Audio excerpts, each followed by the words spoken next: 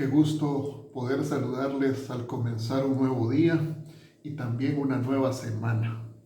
Deseo que se encuentren bien y con nuevos ánimos para ir adelante.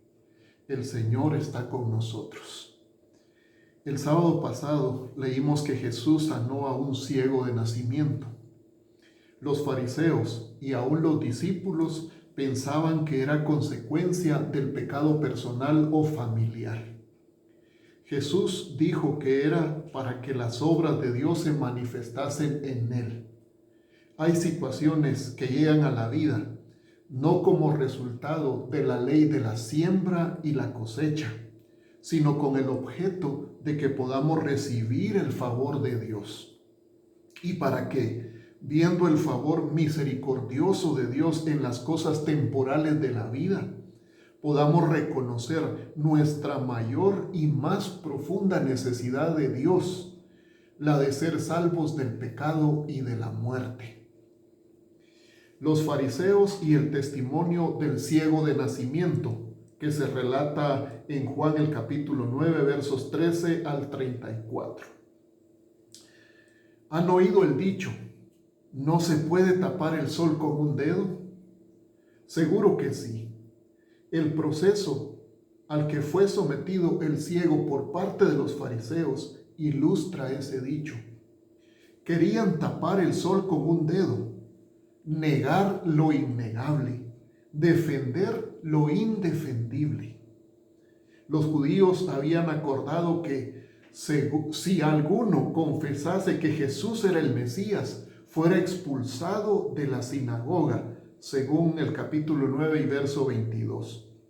Interrogaron al ciego de nacimiento sobre su sanidad, según el verso 15, y su opinión acerca de quién le sanó, según el verso 17.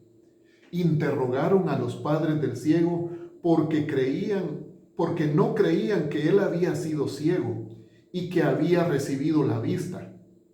Los padres confesaron que en efecto él era su hijo y que había nacido ciego, pero que no sabían cómo había sido sanado por temor a la resolución de los judíos de expulsar de la sinagoga a quien confesase que Jesús era el Mesías, según los versos 18 al 23. Según los fariseos, Jesús no procede de Dios y es un hombre pecador. En el verso 16 lo expresaron. Entonces algunos fariseos decían, ese hombre no procede de Dios porque no guarda el día de reposo. Otros decían, ¿cómo puede un hombre pecador hacer estas señales? Qué infame actitud ante lo que Jesús hizo con el ciego, demostrando así que Él es el Hijo de Dios, el Mesías. Según el que había sido ciego, lo que Jesús hizo con él, en el verso 25 dijo, entonces él respondió y dijo, si es pecador no lo sé, una cosa sé, que habiendo yo sido ciego, ahora veo. Según el ciego, entonces lo que Jesús hizo con él demuestra que Jesús no es un pecador. En el verso 30 y 31 dijo, esto es lo maravilloso, que vosotros no sepáis de dónde sea, y a mí me abrió los ojos. Y sabemos que Dios no oye a los pecadores, pero si alguno es temeroso de Dios y hace su voluntad, a ese oye. Además, lo que Jesús hizo con él demuestra que Jesús procede de Dios, versículos 32 al 33. Desde el principio no se ha oído decir que alguno abriese los ojos a uno que nació ciego. Si éste no viniera de Dios, nada podría hacer, fue su testimonio. En otras palabras, el ciego creía que Jesús era el Mesías. Los fariseos, heridos en su ego y con su argumento destrozado, expulsaron al ciego de la sinagoga. Creer en Cristo como el Hijo de Dios y confesarlo como nuestro Salvador trae como consecuencia la separación del yo, de tus viejos hábitos y costumbres y de tu vida de pecado sin Dios. Todo esto representado en la sinagoga de la cual fue expulsado el que había sido ciego de nacimiento. Aquí hay un dilema de vida: la felicidad de recibir la vida nueva o la desdicha de seguir tu antigua vida en la sinagoga. ¿Qué harás tú?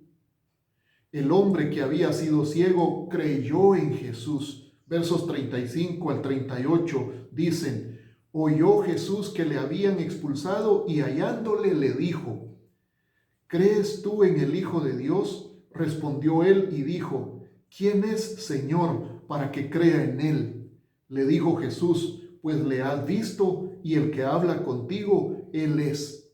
Y él dijo: creo, Señor, y le adoró.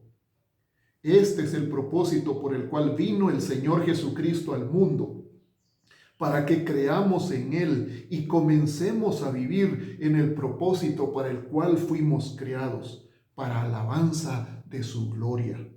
Bendito el ciego de nacimiento, que después de haber recibido la vista, creyó en Jesús y le adoró. Desdichados los judíos que, habiendo visto lo que Jesús hizo, no creyeron en Él, demostrando así su terrible ceguera espiritual. Hermanos, nuestro testimonio de salvación y transformación de vida es el más poderoso argumento para testificar de Cristo. Por favor, en este día, habla a otros de Cristo.